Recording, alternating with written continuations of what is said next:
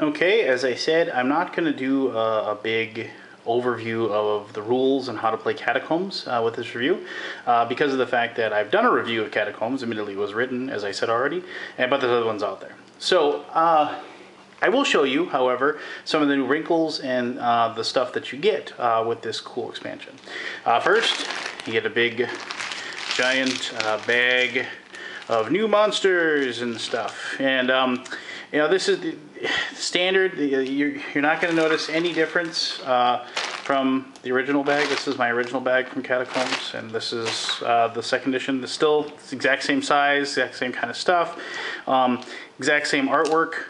You know, just what you've come to expect from the game if you've played it. You know, there's like the Shapeshifter, Catacomb Lord, and this is the Undead Queen. Let me find the other, here's the Orc Chieftain. This is the Hydra. Hydra is very tough, by the way. You know, what you come to expect. I got really lucky with my copy when I got it. It was mold free, so I didn't have to get any replacement tokens or anything like that. This set came completely mold free and everything, so you shouldn't have had any problems with that, and I think they've taken care of those issues. You get 4 new people. Sorceress. Sorceress, standard kind of magic user, casts spells and has different abilities. One really cool thing that I like about the Sorceress, if I can find her particularly, you know, here's your normal form Sorceress, if you will. And, oh gosh, of course now I can't find the correct thing. Oh, there we go. Yes, and here's the smaller form Sorceress. She can actually become smaller like that, and so she can actually harder to hit and maybe even perhaps easier to get around certain obstacles and stuff like that. So, you know, obviously cast a magic spell, become smaller. Paladin, pretty straightforward. If you can get a hold of that Warhammer, he can do critical hits against undead, which is pretty cool. It's an item. And he has armor, so you can use your armor points to avoid damage. Ice Princess, she can cast these little freezing bolts, and those freeze monsters in place, which is neat. And Witch Hunter. Witch Hunter is actually really cool. The Witch Hunter actually gets a big stack of artifacts that he can create to use in different situations, which is pretty awesome. So, I showed you things, but yeah, here's the Orc War Chief, the Hydra, as I said, tough. Queen of the Underworld, very cool. And the Shapeshifter, also very cool. Shapeshifter can become these other creatures at will each turn, and they're able to like adapt to this. Lots of strategy involved with the Shapeshifter. I really like playing this one in the Catacomb Lord. The only other thing really, you get more of these cards that signify the money that you make. These are 1,000. You do, as you can probably guess, you get a nice big thick deck of items and rooms and so on and so forth. I'm going to show you something, and you know, I don't think this is that big of a deal, but some people might. I'm just going to show you.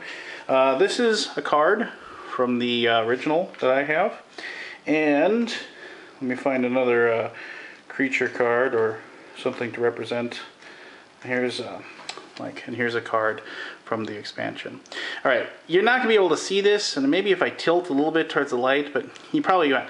The finish on these 2 cards is very slightly different. And I don't know if I'm pretty sure the second edition probably is the same. And maybe this is just me, I don't know. I've used my cards a lot, and I don't sleeve my cards usually. So, technically, I guess, like, you know, I mean, if you're a stickler for things like that, I mean, I'm feeling it and I can tell the difference, but I don't think you can really tell by looking at it. Maybe if I tilt it just probably not. But the finish is ever so slightly different. Ultimately, I don't think it affects gameplay one bit, but some of the people that are really particular about those things might be something they want to know. I don't notice. I didn't really care. Do you notice that, like, how they have these different color things in the background like that? Those actually are important because, like, as I mentioned, like the Paladin can get a hold of a Warhammer and that affect critical hits undead. Undead you can always tell because they have the gray circle in the background. And, like, you know, Minotaur, The blue circle is mythological. And things with a green are considered to be dungeon. Oh, and since I pulled out that guy, that's kind of cool. The Orc Wolf Rider, that's considered to be a mounted unit. And you actually, the first thing you do when you kill it, you actually kill the wolf that's on them. And then actually, then the orc fights and this still left. So that's kind of another new cool thing that they've added to the game. Other than that, there really isn't that much different with the game. I mean, obviously the new people and the new Catacomb Lords have their own rules. But the game is exactly the same as before. You get a nice new big deck of room cards that incorporate the new monsters that you have, and of course you have the different things to fight and the different people to use, which is exactly what I want of expansions. I don't need a bunch of new rules. I just need lots of cool new stuff to play with. So, and that leads directly into my conclusions. Let's go to that.